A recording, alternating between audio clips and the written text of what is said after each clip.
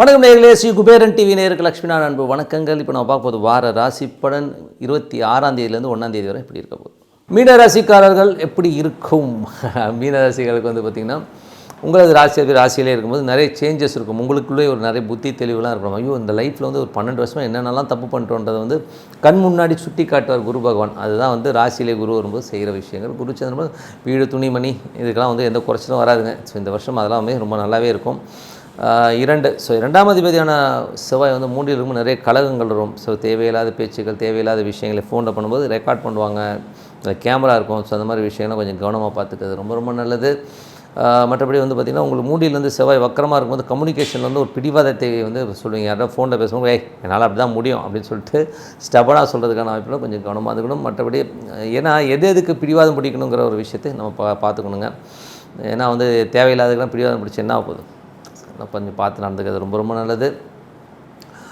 3 மற்றும் 8ஆம் அதிபதியான சுக்கிரன் உங்களுக்கு வந்து 10ல் இருக்கும்போது தொழில் ரீதியான விஷயங்கள் பேராசை அதிகமாக வருவதற்கான வாய்ப்பெலாம் இருக்கும். அதுவும் வந்து மீன லக்னமாக சுக்கிர திசை புத்தி அந்த நடக்கிறவங்க தொழில் செய்பவர் வந்து ரொம்ப கவனமாக இருக்கணும். நம்ம ஏதாவது இடமா செஞ்சு அதை கடனில் போய் மாட்டிக்கிறதுக்கான வாய்ப்புலாம் ரொம்ப ரொம்ப கவனமாக இருக்கணும். இந்த டைமில் வந்து கொஞ்சம் அவாய்ட் பண்ணிக்கிறது ரொம்ப ரொம்ப நல்லதுங்க.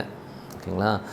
4ஆம் அதிபதி. ஸோ 4ஆம் அதிபதி புதன் வந்து பார்த்திங்கன்னா 4 மற்றும் 7ஆம் அதிபதி புதன் வந்து 10ல் இருக்கும்போது புதிய பார்ட்னர்ஸ்லாம் வருவாங்க.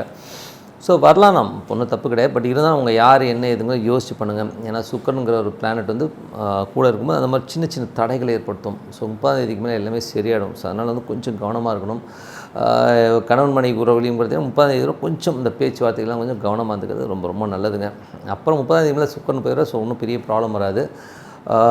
அதுக்கப்புறம் பார்க்கும்போது உங்களது 5ஆம் அதிபதிக்கு வந்து பார்த்திங்கன்னா சனியுடைய பார்வை. ஸோ 5-11 போது குதூகலமாகவும் சந்தோஷமாகவும் நண்பரோட ஒரு உல்லாச பயணம் போகிறதுக்கான வாய்ப்புலாம் ரொம்ப சிறப்பாக இருக்குங்க. ஸோ செம்மையாக ஜாலியாக ஒரு டூர் போவதற்கான வாய்ப்புலாம் ரொம்ப சிறப்பாக இருக்குது. 6ஆம் அதிபதியான சூரியன். ஸோ 6ஆம் அதிபதியான சூரியன் வந்து உங்களுக்கு பார்த்திங்கன்னா ஒரு 10ல் இருக்கும்போது வேலை சம்பந்தமான விஷயங்கள் ரொம்ப சிறப்பாக இருக்கும். கிடைக்காத வேலையும் உடனே கிடைப்பதற்கான வாய்ப்புலாம் ரொம்ப சிறப்பாக இருக்குது. சூரிய திசை புத்தி அந்த நடக்கிறவங்க வந்து நல்ல ஒரு எதிர்காலத்தை உங்களுக்கு வந்து ஒரு நல்ல ஒரு பேஸ்மெண்ட்டாக ஒரு பெரிய லெவலில் போகிறதுக்கான வாய்ப்புலாம் ரொம்ப சிறப்பாக இருக்குது. ஸோ அது நல்ல விஷயம் தான். 7ஆம் அதிபதியான புதன். ஸோ 7ஆம் அதிபதி புதன் வந்து 10ல் இருக்கும்போது புதிய பார்ட்னர்ஷிப்லாம் வந்தாலும் 8ஆம் அதிபதி 30ஆம் தேதி வரை ரொம்ப கவனமாக இருக்கும். 30ஆம் தேதிக்கு மேலே எந்த வித பார்ட்னர்ஷிப் வந்தாலும் நீங்கள் தைரியமாக எடுக்கலாம்.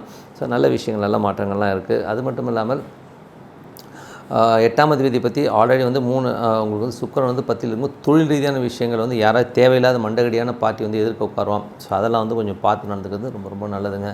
நம்ம பாட்டுக்கு ஏதோ பெல்லந்தியாக இருந்துருவோம். அவன் பாட்டுக்கு வந்துட்டு ஏதோ சொல்லி ஏதோ வந்து நம்மளை ஏமாற்றிடுவான், இல்லை நம்மளை ஒரு லீகலாக சிக்க வைக்கிறதுக்கான வாய்ப்பு கொஞ்சம் கவனமாக இருந்துக்கிறது ரொம்ப ரொம்ப. யார் ரொம்ப பாதிப்பாங்கன்னா உங்களுக்கு வந்து சுக்கிர திசை மீன லக்னமாக இருந்து சுக்கிர திசை புத்தி அந்த நடக்கிறவங்க கொஞ்சம் கவனமாக இருந்துக்கிறது ரொம்ப ரொம்ப நல்லது. மற்றபடி வந்து 9ஆம் அதிபதி செவ்வாய். ஸோ 9ஆம் அதிபதி செவ்வாய் வந்து உங்களுக்கு வந்து 3ல் வக்கரமாக இருக்கும்போது வெளிநாடு தொடர்பான விஷயம்னா 10ஆம் தேதியில் கொஞ்சம் டிலே ஆனால் 10ஆம் தேதிக்கு மேலே ஒரு சிறப்பான வெற்றியை கொடுக்கும். வெளிநாடு கல்வி, வெளிநாடு சம்மந்தமான விஷயம் ரொம்ப சிறப்பாக இருக்கும். அதனால் முயற்சியை வந்து கைவிட்டுறாதீங்க.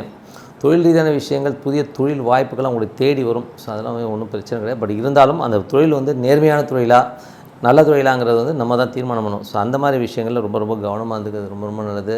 11ல் உள்ள சனி வந்து நல்ல ஒரு வளத்தை கொடுப்பார். உங்களுக்கு வந்து மீன லக்னமாக சனி திசை புத்தி அந்த நடக்கணும். நல்ல ஒரு பணம் வருவதற்கான வாய்ப்பு இருக்குன்னா நல்ல ஒரு சேஃப்டி பண்ணிவிடுங்க பணம் வரும்போது. எல்லாமே சிறப்பு தான். என்னை பொறுத்தவரை நான் சொல்கிறது ஒரே விஷயந்தான். தனிமையில் ஒரு காலையில் ஒரு அமைதியாக ஒரு இடத்துல உட்காந்து இறைவனை பிரார்த்தனை பண்ணுங்கள். இறைவன் வந்து நமக்குள்ளே வரணும். ஸோ அந்த மாதிரி பிரார்த்தனை பண்ணி சிறப்பான பலன்கள், நல்ல விஷயங்கள்லாம் நடக்கும்.